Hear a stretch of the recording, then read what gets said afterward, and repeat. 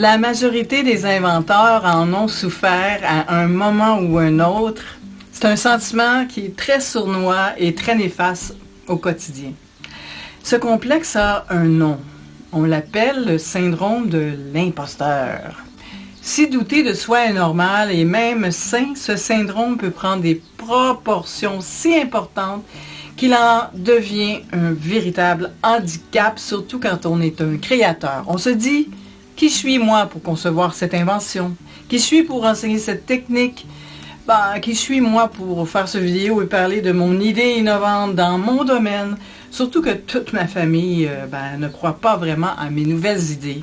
Ils se disent encore une autre idée farfelue qui a celui-là.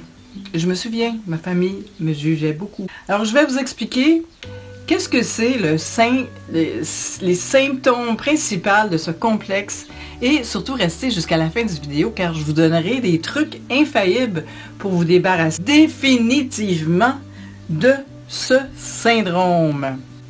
Je vous attends de l'autre côté.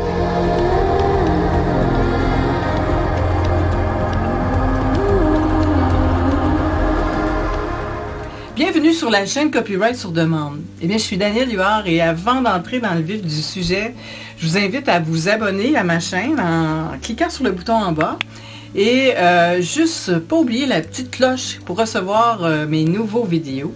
Et si vous aimez les cadeaux, je vous invite à vous joindre sur mon site internet qui est en dessous du vidéo pour recevoir gratuitement des tutoriels pour vous protéger et monétiser vos inventions. Car j'ai moi-même souffert de ce syndrome de l'imposteur. Même si j'ai connu un grand succès avec mes livres, dont j'en avais un best-seller, j'avais beaucoup d'inventions, des techniques innovantes dans mon domaine, je crois bien que ce syndrome m'a fait perdre beaucoup d'argent et de temps. Et j'aimerais bien vous aider à surmonter cet état d'être et réussir bien votre invention innovante et la propager sans avoir cet état à l'intérieur. Donc, commençons par le début. Qu'est-ce que c'est le syndrome de l'imposteur? Donc, voici quelques questions que j'aimerais vous poser et je les mettrai en bas du vidéo pour que vous preniez un peu de temps pour les faire. Donc, avez-vous souvent le sentiment de ne pas être à votre place? Doutez-vous de vos capacités constamment? Refusez-vous d'attribuer vos succès et vos compétences et craignez-vous en permanence d'être démasqué?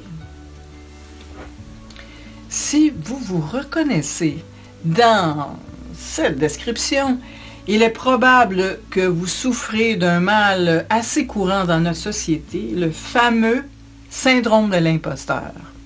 Eh bien, ça a été découvert aux États-Unis à la fin des années 80.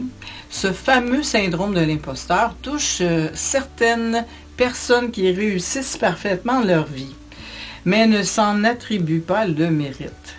Une modestie poussée à l'extrême qui est un signe d'un profond malaise. Il est bien entendu difficile de dire le nombre de personnes concernées.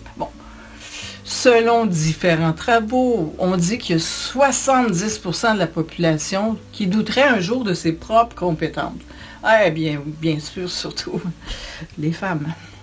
Donc, le syndrome de l'imposteur peut se manifester sous des formes différentes selon la personne qui en sont atteintes. Mais il provient en général d'une seule et même cause. Un manque cruel d'estime de soi. Les victimes de ce mal-être ont tendance à se critiquer et à se dévaloriser. Elles sont prises d'une impression tenace de duper leur entourage. Tout accomplissement est un malentendu et la crainte de l'échec devient constante. Bien avec le temps, le syndrome peut avoir des effets désastreux sur l'accomplissement d'un projet personnel, sans compter que c'est une vraie souffrance intérieure. Et croyez-moi, je le sais car j'ai eu ça. Voici 4 stratégies pour identifier si on a le syndrome de l'imposteur. Pour ne pas laisser ce complexe envahir et saboter toute votre vie professionnelle, des fois personnelle. Il y a plusieurs étapes à suivre pour apprendre à identifier son syndrome de l'imposteur. Alors, l'étape numéro 1. La première chose à faire est peut-être la plus importante, est de prendre conscience du problème. Reconnaître que vous êtes atteint du complexe de l'imposteur est le premier pas vers la guérison. Et oui, c'est très, très vrai. Avec la prise de conscience vient le travail d'introspection pour essayer d'identifier la cause. Ben, pourquoi ressentez-vous ce sentiment d'infériorité? Vient-il d'une remarque, des obligeances, un échec dans le passé, des parents très exigeants? Comprendre d'où vient cette vision déformée de vous-même vous aidera à réaliser qu'elle n'est pas rationnelle.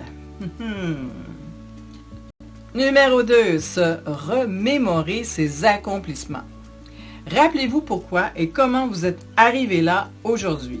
Que ce soit au niveau personnel ou professionnel, vous avez sûrement connu des nombreuses réussites et des petits succès au cours de votre vie. J'espère que vous les avez célébrés.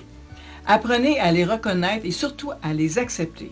Oui, c'est bien grâce à vos compétences et à vos forces que vous avez accompli toutes ces choses, et non pas à cause de quelques raisons extérieures. Remémorez-vous tous les compliments et les retours positifs que vous avez reçus de la part d'autres personnes concernant votre travail ou vos idées ou vos créations. Vous pensez à chaque fois qu'une pensée négative pointe le bout du nez, effacez-la. Étape numéro 3. Minimiser son perfectionnisme pour surmonter le syndrome de l'imposteur. Il est assez courant que les personnes atteintes du syndrome de l'imposteur soient en réalité des perfectionnistes acharnés. Si tel est votre cas, il peut être bénéfique de travailler là-dessus. Si ce trait de caractère n'est pas toujours mauvais, il peut pousser à se surpasser. Il y a de grandes chances qu'il participe à accroître justement vos angoisses, malheureusement. La perfection est souvent inatteignable et sa quête peut vite faire sombrer dans le désespoir. Eh bien, fixez-vous des objectifs réalistes et donnez simplement le meilleur de vous-même. Vous verrez que c'est souvent suffisant. Donc, l'étape numéro 4. Arrêtez de vous comparer. Se comparer sans cesse aux autres est le meilleur moyen de renvoyer une image négative de soi-même. On a tendance à toujours penser que l'on ne fera jamais aussi bien que André, Sophie, Louise, bien sûr, et que ce n'est donc même pas la peine d'essayer, hein? Vous savez, hein? Vous connaissez.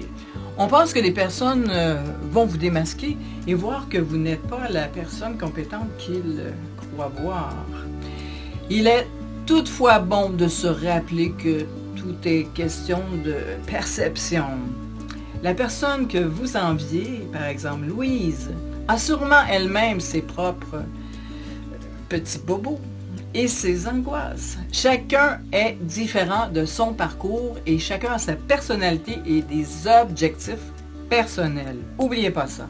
Donc, vous êtes unique et par conséquent, la valeur que vous pouvez apporter à vos clients et vos prospects est unique également. Il n'y a pas de recette magique pour surmonter le syndrome de l'imposteur. On peut apprendre à la combattre au quotidien et c'est ce que j'ai fait. Quand on lance son invention, c'est un travail intérieur qui est souvent nécessaire pour affronter les hauts et les bas de ce projet, surtout si notre nom est attaché à ça. Ne lâchez rien et prenez confiance en vous. Je vous offre un petit bonus présentement parce que vous avez resté jusqu'à la fin. Donc, j'ai 5 points importants qui vous aideront à surmonter le syndrome de l'imposteur qui m'ont beaucoup aidé. Donc, la première chose, donnez-lui un nom. Qu'est-ce que ça veut dire?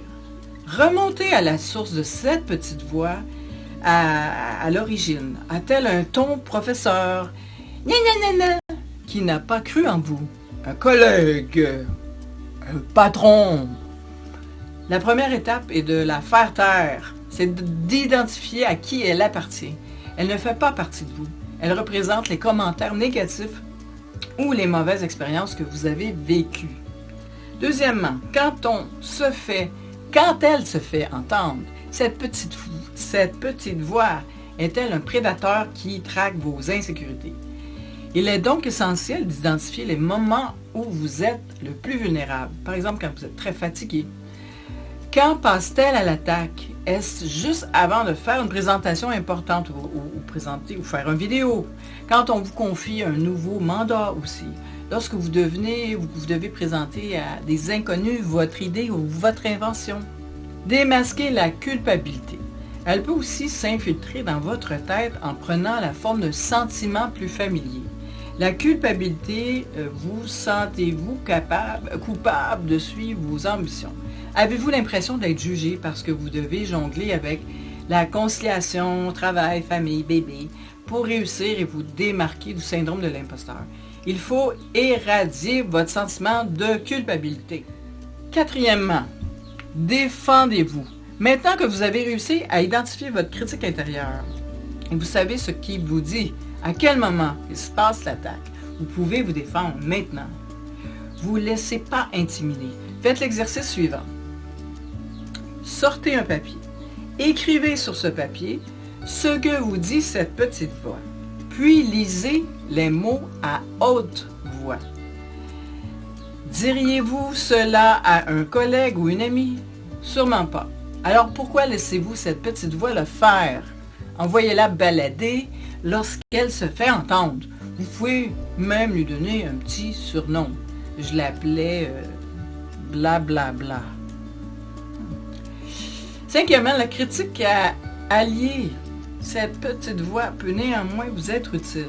Si vous parvenez à traduire ce qu'elle vous dit, pour y arriver, gardez l'essentiel du message et ignorez les paroles dénigrantes.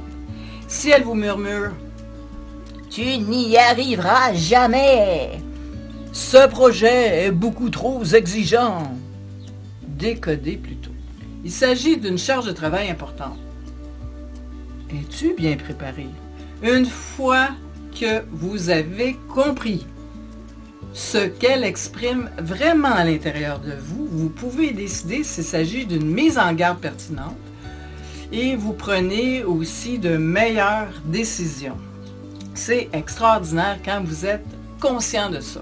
Ce serait génial si cette petite voix se manifestait aussi pour souligner vos bons coups, n'est-ce pas? Bravo Daniel! Excellent!